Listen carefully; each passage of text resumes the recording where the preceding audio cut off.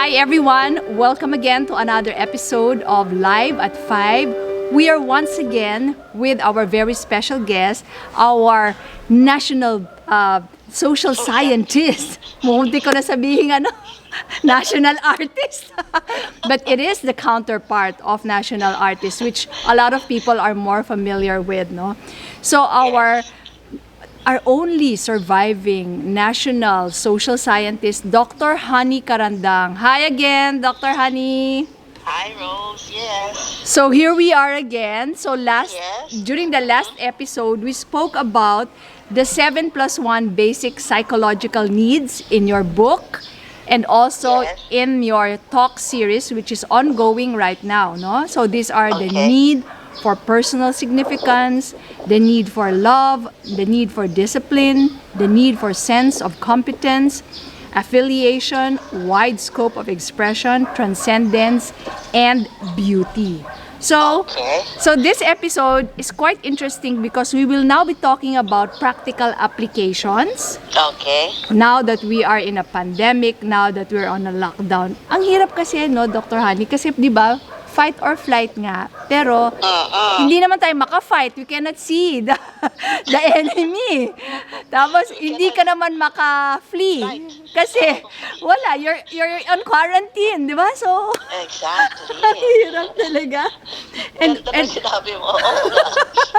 and we received very interesting questions from our viewers. Okay. So here's one. Sabi niya, Okay. we are aware that those who are highly vulnerable to COVID-19 are those with physically pre-existing conditions. My question is, who are the most prone to suffer psychologically in times like this? Are there that's a good certain question. types of personality? What are the behavioral changes to look out for? Ang ganda ng tanong niya, no? Maganda pero hindi madali. So, psychologically vulnerable.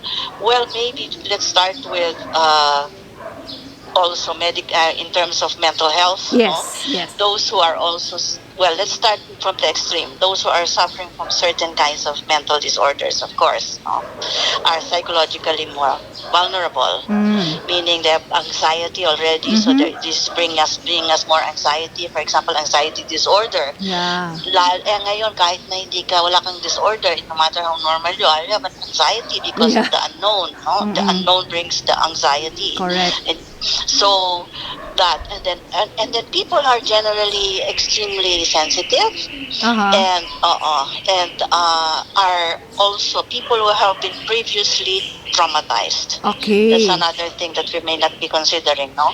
Because previous trauma can be triggered by a situation like this, and you may not know it. So your response is more intense than you can imagine. No, you cannot imagine why you're feeling so intense. It might be that a previous trauma that has not been resolved, is being triggered, and it's usually stored in your body. Okay.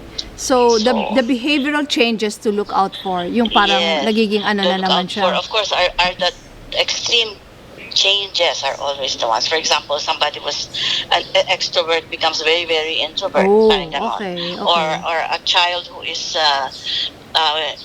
very sociable suddenly becomes very shy. Things like that. No, in other words, real changes in Yes. behavior, whether you think they're good or bad, but they are noticeable, marked changes. That's one. You look at, and then of course, if you look at the depression scale, or the issue of depression, adolescents, for example, who are very, very morose and who might be suicidal when they speak of what's my life all about. It has no meaning. Things like that. We just need to, I think, pay attention. The important thing is to pay attention to what they are saying and how they're behaving.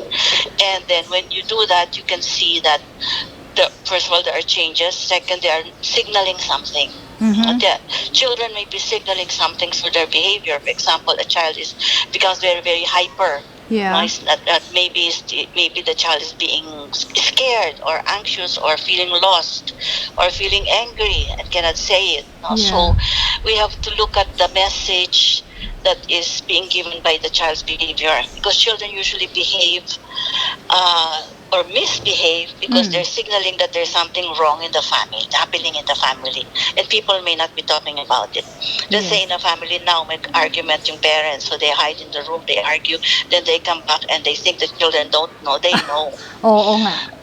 So, Totoo yan. ganon, no? Being tuned in to the differences in the behavior of the people around you. I Yeah. think that's very important. To see, to be more observant, to be more able to listen. And to, Listening is the key. yes. And to also give age-appropriate information din, ano? Kasi baka Yes. masobrahan din yung mga minors. Right. Yes, that's a good point. Kasi they ask me why are your children getting anxious about what's going on. My answer there is yes, they pick up the anxiety of the Yes, adults. yes. If they're very young, whatever is happening around them, what they pick up is how their parents are reacting. Okay. So the mindful practice of parents knowing that they are reacting a certain way is essential, because children pick it up whether you show it, whether you like it or not, whether even if you hide it, they pick it up. Yeah. So another question here, Tita Honey, is that what are the safe interventions or approaches that can be reassuring and non-threatening daw? To children. Siguro pati na rin tayo na mga adults. Okay. To people, no? Interventions that are reassuring. Yes. Yeah. Madami yan. Of course, we have to look at the different developmental stages din, no? All that's the same for us. Even just saying that, we're here in this together. You are not alone. Di ka nag-iisa. We are all feeling the same thing. We're accompanying each other. And, the need, I was talking about the transcendent, to strengthen our faith. Yes. To know that there is something beyond what's happening right now. This is going to end. That's also reassuring. This is going to end. And we are competent, there's a need for in handling whatever is happening now. We have to develop and believe in our ability to cope. Yeah. But for children, I think it's important that we allow them to play. Oh, yeah. Because children express whatever feelings they have through play, and they heal themselves through play. Yes. So it's essential for them to be able to play at this time. When such a lot of anxiety is going on around them. They play and they relieve their anxiety and release and make sense of everything through play. And I think pwede rin sa adults yun no? Yes, exactly. I was gonna say, and it's not just children who need to play. Adults need to play in your own way. Express yourself. Expressive. One scope of self-expression. How do you express yourself? The same as asking, how do you play? Oo nga. Okay, our next question goes. The conditions are ripe for inevitably developing obsessive-compulsive and paranoia. Will this be part of our new normal? No, should not be part of our new normal. Right now, it's really conducive to it, because you have to wash your hands, wash your hands all the time, wash your hands, watch out for this, be aware, be wary, and all that. Of course, that's happening. But what we have to be aware of is that this is an abnormal situation. Okay. So that's happening, and that's a way of coping, that's a way of handling this, and a way of preventing it from further, spreading. Therefore, we have to keep in mind that this is a way of dealing with an abnormal situation. I think if we keep that in mind, we will not become personalities who are already obsessive compulsive until forever. I mean, we will not develop that kind of lalabas disorder. Tayo dito, puro mga OC at praning na daw. OC at praning na tayo ngayon. Kasi normal yun dahil abnormal ang situation. Kaya pag hindi na abnormal ang situation, normal na ang situation, abnormal na yon. Pero sana, the washing of hands, huwag kakalimutan. Dati pa naman kasi yan, kindergarten pa tinuro na sa atin eh. Tinuro na sa atin, nakalimutan natin. Pero, Oh. yeah, it's really OC, compulsivity means you have no control over your behavior. You So just that's have what to we do should it. avoid. Yes. Yes. So, And- but if you know that you're doing it because it's a purpose, then there's nothing wrong with that. Yes. But if it has a control over you and you cannot Then help that's a yourself, problem. that's compulsive. Iba Okay. yun. Sige, next question. Social, gustong-gusto ko to, and I'm starting to use this term. Social versus physical distancing. Which should we use? Di ba dapat kasi sabihin natin, physical distancing? Kasi nga, I feel that now is even the time that we need to be socially connected, di ba? That's why we call up each other, etc. But it's the Yes. physical distancing that we have to really observe to avoid the spread of the virus. Di ba? You answered it. That's the way I answered the last interview I had. Okay. Which I said, I don't want to call it social distancing. I really want to call it physical distancing. Because physical distancing doesn't mean you're emotionally disconnected. Yeah. So you can be physically apart but emotionally connected. But you can also be physically close but emotionally disconnected. Correct, Okay. correct. That's right. So it's important to to know distinguish. and to use that knowledge to your advantage. That even if you are distancing physically, you don't need to be emotionally distant to the person. Yeah, because we don't want to forget our psychological need for affiliation that For we discussed in affiliation, the to last belong, episode. to connect. Yeah, I know somebody now.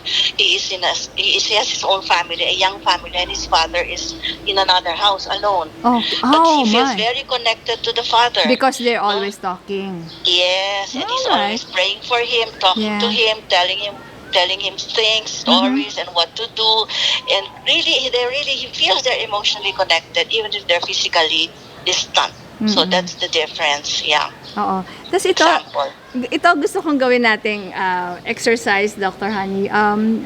If you could address the different groups on how they can still satisfy their basic psychological needs now that we are in this pandemic nga, no? So, Okay. isa-isahin natin, ano? Let's go Sige. first to the basic unit of society, which is the family. What can you Okay. tell fathers, husbands, mother, wife, children, even our household helpers who are with us during this quarantine? Well, yeah, that first psychological need, that everyone in the family must know that they matter. They are not ignored. What they do helps in the way of coping, no? The children, for example, if they're playing, it can give delight and joy. The mother is doing this. So everybody in the family must realize that all of them matter in the family. They all are important, no matter what age. They all contribute to the wholeness of the family, to the dynamics of the family. Without one, they will feel parang kulang. There's something missing. So everybody matters in the family. Yeah. So, Yeah. at saka yun din kanina what we spoke about, you have to play with the children and Yes. probably a project for the family that would be nice to have, and now that you're all together, that's the opportunity to do these things na hindi natin nagagawa dati. Hindi nagagawa. Oo. Ang dami magagawa. Mga collage or Yeah. games. So, in one family, the 4-year-old was leading the game. Everybody stand up. Tapos yung ring a rose. Everybody and then all fall down. Then Yeah. everybody was, natuwa sila. And it was the child leading it. Because the adults allow themselves to play. Yes. Yeah. Sige, how about for the frontliners, Tita Honey?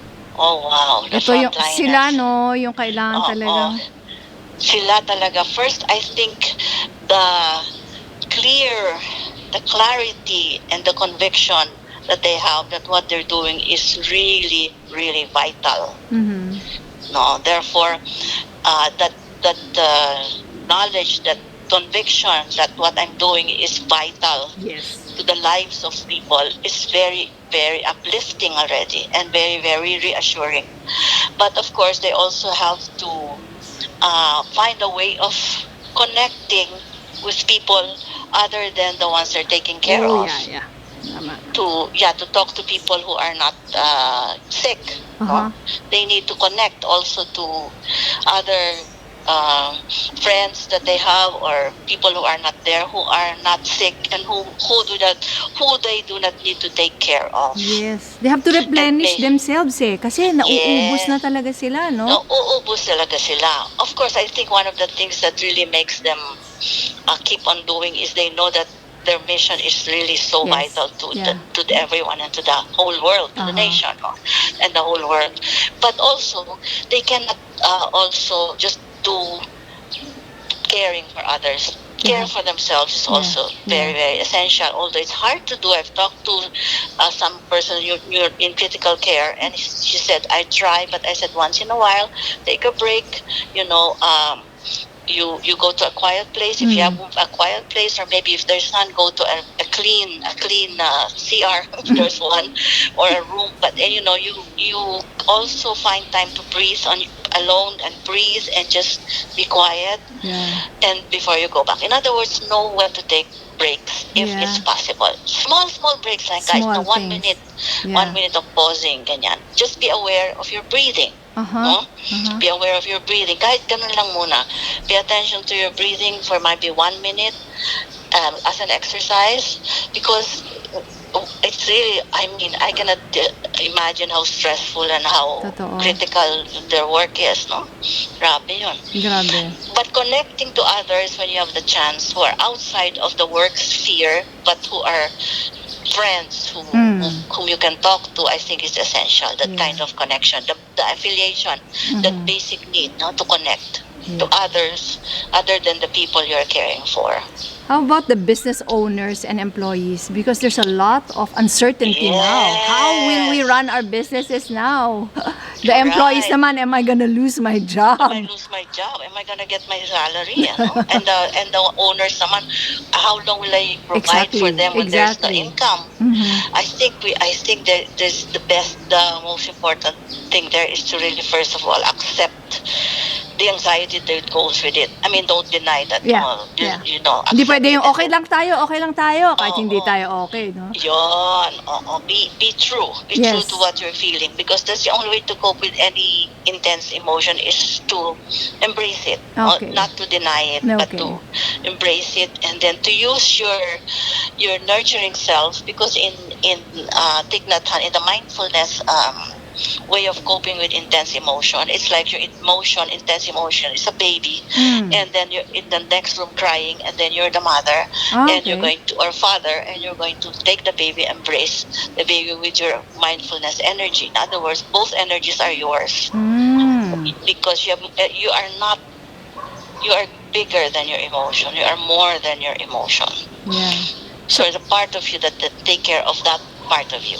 Yes. So talagang kailangan mag-usap din yung mga business owners and their employees. Yes. Because and really, then kailangan make everything clear, clarity. Lay it down, making clear to them, so that they know they're part of solving the problem. Yeah. No? Yeah. Because when you hide something, it creates more anxiety on both parts. That's And right. they cannot help you. You cannot help each other because it's not laid down clearly. Okay, and last, how about to our government officials who are being counted on to lead us in order to solve this problem? Ano ba ang nangyayari ngayon? Ano ba yung mga hindi nila nasa-satisfy na psychological needs, kaya kung minsan hirap na hirap at nagfa-fumble? Because it's a different... meron sila syempre hindi na satisfy. No, like maybe, I don't know if they can have another way of expressing themselves, maybe in the family. I don't know if they can they can also take a break and see how, and also know that they're doing something good. Okay. You know, competence, so that I can do this. I have the ability. I can versus I can't. That's sense of competency. I can versus I can't. Yes. So if they have that conviction also that they can do something, they have the ability to do something, it helps a lot. Yeah. Because for sure there will be bashers. No, in anything you do, Yes, no naman. matter how good it is, just Yes. accept that there will be bashers. You cannot please So the other, everyone. yes, but the other thing is you have to have people, 1 or 2 or 3 people whom you know you can trust. Find people if you're in the government, and find people you know you can trust, because it's not easy being there and feeling you're alone. That's the hardest thing. But if you know 2 or 3 people whom you know you can trust, you can talk to, you can release your feelings with, you can discuss whatever it is that you need to discuss, that will be a great help. Look for people like that. Can we It will talk be, about the need for discipline yeah, oo and nga, no? how would you want to what would you want to suggest to our government leaders on how, kasi parang nahihirapan Yeah. tayo, 'di ba? Everybody wants to go out, but we Yeah, have yung to. pasaway, no? Okay. Oo. One of the things that's happening, and of course, depends on how they implement it, is we have to have consequences for Yes. pasaway Yes. people, Which is no? consistent, no?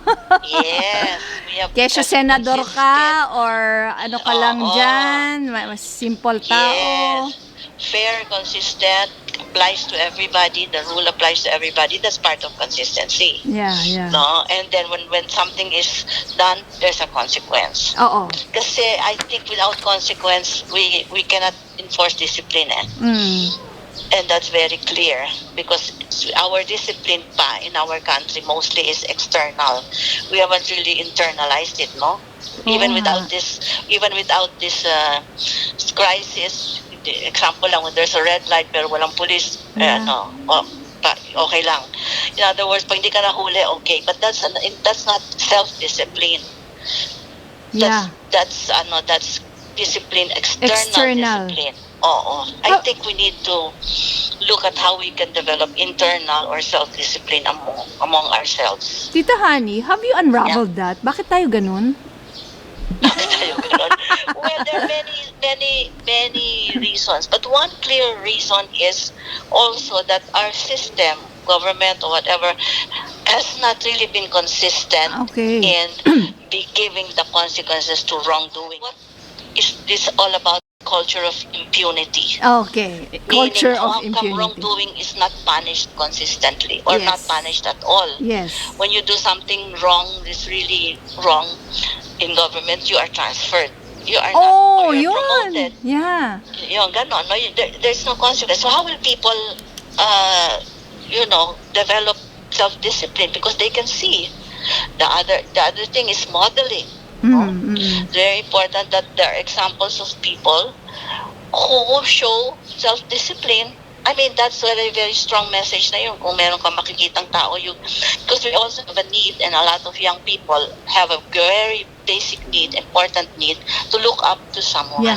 Yeah, modeling talaga. To have heroes, in fact, I remember, anyway, this is an aside, Pope Francis in his mass said, the young people, now know who your true heroes are. Who are the real heroes? Not fame and fortune, but who are the real heroes? Oh. Ask yourself now. Yeah. Hindi lang yung mga kung sino-sino nakikita mo sa social media, no? Media, oo. Rich and famous. Rich and famous. Who are the real heroes now, sabi niya. Ask, look around you and realize who are the real heroes. Yep. Now, in this crisis, for example. Wow. Sige. It's also the homeliners. If they stay home, they're also kind of, they're good. They're also being heroes. Yeah. Of course, the frontliners definitely, but let's call them the homeliners also. Meron akong nabasa na study by LSE, London School of Economics, pero hindi pa niya nilalabas. Na tweet lang nung behavioral scientist. Those daw who tend to go out kahit during the quarantine, kahit na unnecessary, they are the type of personalities who need stimulus all the time. Yeah, looking for stimulation outside of themselves. Yes, yun. Para kailangan external. So, they have to be stimulated by something outside of themselves. But in the basic need of self-expression, you are going inside you and you are excited, you are curious, you are stimulated to what's going on inside you. You bring out your art, bring out Mm-mm. your abilities, your talent, and that's one thing that can be done. Instead of looking outside for stimulation, go inward, Yeah. Okay, and you will any never be bored. Yeah, that's true. I so believe that. Ako, okay pa ako. So, any last message for our viewers, Tita Honey? Okay. Yeah, maybe I'd like to say that let's look at this crisis as a clear message for us to examine our lives. No? What is it that we have been doing that's causing this? What is it that we need to stop doing? What is it that we need to or continue, and what is it that we make new? Because I believe very strongly that we should not go back to the old normal. Yeah. This is if we not learn from all this, we sacrifice so much and we did not learn. We have to find a new way of living. Yes. I think that's the message. Yeah. Thank you very much, Okay, Tita sige. Honey. And be Okay. safe and sane. I know you're still enjoying it there in the province with Yeah. all the nature surrounding you. I'm looking at the mountain right now. It's Wow. blue. Sige. One of these Okay. days, dadalaw ako dyan pag Yes, wala na punta kayo lockdown. dito. Yeah. Thank Okay, you. sige. Bye. Okay, bye.